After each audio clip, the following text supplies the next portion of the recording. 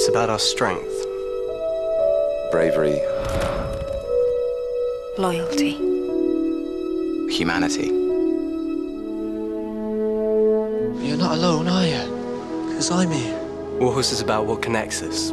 You keep looking after Joey and I'll always be looking after you. It's about friendship and how difficult it is to be separated from those you love. There's a war coming. He's my horse, sir.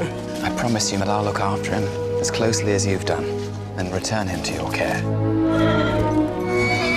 Wherever you are, I will find you, and I will bring you home.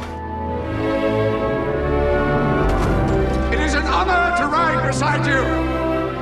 Be brave. Be brave. There's an incredibly intense loyalty between the horse and the boy. So you get an odyssey for both of them through the First World War. Lads, there's something moving.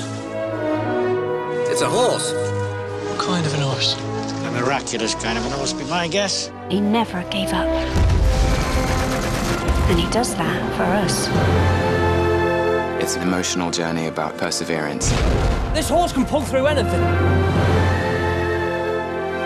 It's about never letting go of what matters most. Wherever your life is, the home is the place to which everybody returns.